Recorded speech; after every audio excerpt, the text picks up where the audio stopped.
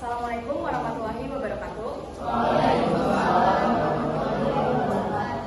Selamat pagi semuanya. Bagaimana kabarnya? Apakah kalian sehat? Oke, mungkin kalian ada yang lapar, ada yang masih kurang fit. Tapi di sini sebelum kalian akan melakukan istirahat, saya akan membahas materi presentasi saya, yaitu peta. Kalian pasti udah dengar banyak macam dari penjelasan mengenai peta dari teman-teman yang lain. Tapi ini adalah penjelasan menurut saya dan beberapa artikel sumber yang saya temukan.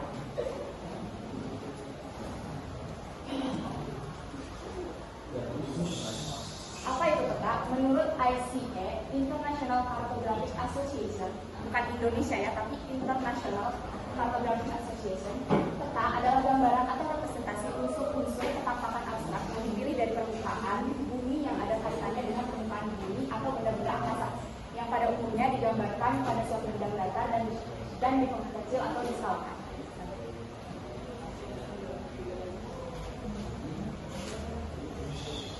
Dari tadi kalian pasti udah dengar skala. Tapi apa jadinya peta tanpa skala? Menurut kalian apakah akan tetap berguna? Tentu saja ya. Di sini skala itu bisa banyak macamnya, seperti tadi skala batang, skala garis. Tapi di sini saya cuma akan bahas skala yang seperti ini, perbandingan. Misal skala 1/100.000. Kira-kira 100.000 cm itu sama dengan berapa kilometer? Ada yang tahu? 1 kilometer. Nah, ini kalau misalnya ya kita analogikan saja dengan maling. Maling itu biasanya mencari target, mereka cari lewat peta dulu. Jadi kalau tanpa skala, mereka kan lihat ya di mapsnya. Nah, di sini tuh misalnya di map ukurannya cuma segini. Tapi di sana nggak ada skala banding 100.000 atau segala macamnya. Jadi dia pikir segini itu kecil kan? Nah, tapi anggap saja kita di Tasikmalaya dan ini di Bandung. Nah, dia maling ini berada di Tasikmalaya. Tanpa skala, dia berpikir ke Ciamis itu akan sangat dekat karena tidak ada perbandingan untuk jarak yang akan dia tuju. Jadi si maling ini maju, tapi dia nggak sampai-sampai. Maka karena itu dihadirkan skala, tapi bukan karena maling ya. Itu banyak alasannya, seperti kalian tahu para pelaut yang pertama kali menjajah Indonesia itu kalau tidak salah adalah bangsa Portugis. Mereka tentu saja menggunakan peta atau arah mata angin untuk sampai di Indonesia.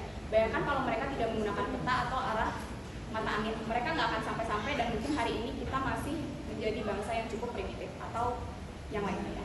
Lanjut. Selain yang tadi, ini ada beberapa fungsi peta yang lainnya, yaitu navigasi. Navigasi menunjukkan rute dan arah. Kalian pasti sering pakai Google Maps kan? Nah, itu salah satunya. Selanjutnya ada perencanaan, membantu dalam tata ruang dan pengelolaan sumber daya. Biasanya dalam membangun komplek itu mereka lihat dulu peta itunya kayak gimana. Kan ada yang naik turun, kalau kita pakai peta 3D kan?